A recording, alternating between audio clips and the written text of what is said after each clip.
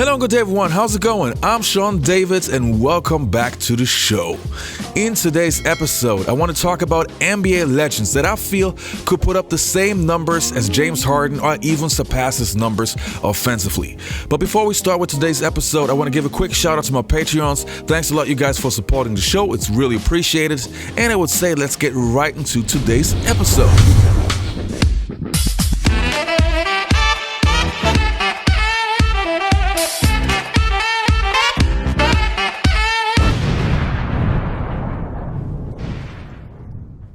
Now, before we take a look at the players, let's have a quick talk about the differences between the NBA back in the days and today's NBA. I think we can all agree upon that today's NBA is not as physical as it used to be. Even the early 2000s were totally different than it is today. Also, of course, the hand-checking rule was removed in 2004, which completely changed the game. Defenders like, for example, Derek Harper could control the movement of players with the ability to hand-check. So with those two major changes, scoring machines from back in the days that were used to getting hit all the time would have it a lot easier in today's NBA. Also, I want to give you an example how the remove of the hand-checking changed the NBA. Let's take Gilbert Arenas for example, a potent scorer, definitely. In the 2003 season, he averaged 19.6 points per game on the Washington Wizards team. The following season, without the hand-checking, his average climbed up to 25.5 points per game.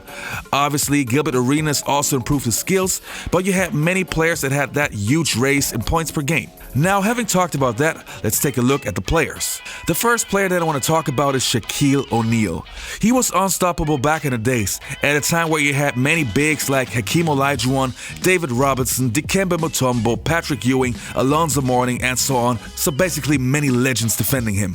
But still, Shaq was able to average between 25 and 30 in his prime. Just to imagine what he would do with today's bigs makes me curious if some guys would actually call in sick just that they would have to play Shaq. Of course, on the defensive side, Shaq also would have his problems guarding some of the bigs that like to step out and shoot threes, but in this video I'm just talking about the scoring ability. Physically, I think we can agree Shaq would destroy everybody, and I'm pretty sure even double teaming would not help. Shaq would easily kick the ball out for a three, and he would get punished even more. I think in today's NBA, Shaq would average about 40 points per game, even without the free throws. The next player on my list is Pistol Pete Maravich. For the younger generation who have never heard of this guy, let's just say he's one of the best scorers who ever played, and some say he's even the best. The Pistol was a true scoring machine, and until today is the best scorer in college history, a player that was very much ahead of his time, and just to think that the three-point line would have existed back in the days, I think he would hold even more records. Just to hit you with some numbers, Pistol Pete was averaging 44.2 points per game in his college career, shooting a lot from the three-point distance, but only receiving 2 points because the three-point line didn't exist back then. In the NBA season in 1977, Pete was averaging 31 points per game, and again without the three-point line. Today we talk about Steph Curry being the best shooter of all time, but to me Pistol Pete belongs in the same category and would easily average crazy numbers in today's NBA. As you may or may not know, Pete is the all-time leading scorer in the history of college basketball. He did it in 3 years, and he did it with no three-point line. And I tell people my senior year at Kentucky, I was the second leading scorer in the nation. And I only lost the scoring championship by 10 points a game. The next guy on my list is Allen Iverson AI. Allen Iverson is considered by many the pound-for-pound best player in NBA history. A true assassin that even in the handshake era, in an NBA dominated by the big man, was averaging 30 points. And to be precise, he had 4 seasons where he averaged over 30 points per game. Now the league is more focusing on guards, which would be perfect for Allen Iverson. I would see Allen averaging between 35 and 40 points in today's NBA, no question. Now let's get to the most obvious one, Michael Air Jordan. If we go back to the 1980s, when the NBA was at its toughest from the physical standpoint, Michael Jordan was able to average between 32 and 37 points per game. Now remember that teams literally were beating Jordan up, and he was still putting up those crazy numbers. The bad boys guarded Michael Jordan like crazy and used the hand-checking to the maximum, but still nobody could stop him. Now let's say MJ would play in today's NBA where you can't touch him.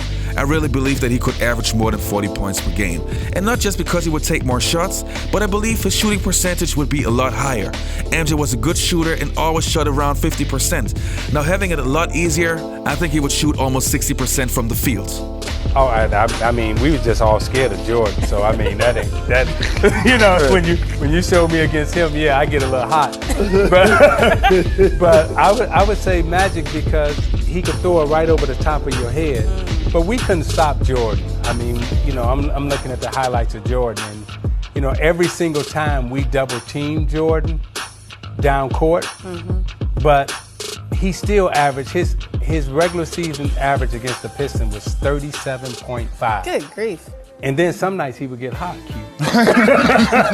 Man, that ain't hot. On a bad night, right? Woo, we was double teaming him every single time. I'm talking about Jordan. Right. You know, and you know, he gave a 60, 63.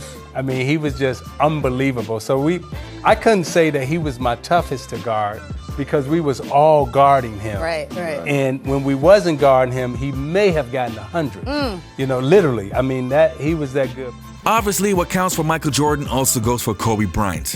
Even though I think MJ would be a little bit more efficient, Kobe in his prime would also dismantle today's NBA. The Black Mamba was always capable of averaging 30 points per game in the hand-checking era and also used the three-pointer a lot more than MJ. But in comparison to the volume that guys shoot today's from the three-point line, Kobe with his 4.5 attempts per game would shoot a lot more threes in today's game and also average between 35 and 38 points per game. It's been a minute. There was a time when I would yell 81 in your face and you would break out in hives. Not anymore. It's been 12 years, though, since Jalen and Kobe shared that moment on the court. Man, he scored 81 points. I still got my DVD that I burned that on. That was a beautiful thing if you Kobe Bryant. Here's Kobe. I got a healthy 19. Jalen. Oh, no. Hey, Cole, how you doing? How retirement treating you? It's great, man. It's great. Just, you know, a little writing, a little investing. Nice. So I don't know if you saw the thing on Twitter about your statue. You know I don't pay attention to that stuff.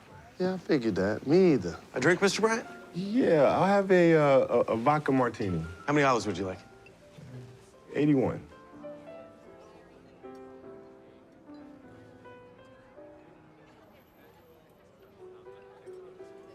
Really? Nah, man, I'm just playing. Just two. Joke for him. He gets it. Now the next two players that I have on my list are real old school legends. Two players that kind of got forgotten over the years, but to the hardcore old school fans, I'm pretty sure both names ring a bell. I'm talking about Bernard King and Alex English. Both players were incredible scorers that were in a league of their own. English and King could dominate an entire game if healthy and were simply unguardable. If you take Alex English for example, he was the player with the most points in the 1980s. And the only reason why he's overlooked in NBA history is simply because he never played for a championship team. Bernard King, on the other hand, was suffering many injuries and also had personal demons, which prevented him from reaching a higher level. But the one thing I can say about both players is that they would simply dominate today, always shooting a high percentage, and even though playing against the toughest legends of all time, they showed that they were unstoppable in an unstoppable era. Bernard finally scores over George Johnson. The next 5-4, 56 for Bernard. One of the guys who would be in the Basketball Hall of Fame if he didn't get hurt, Bernard King. You know, I talked about George Gervin being the best pure scorer I've probably ever seen. Bernard King is in that same category.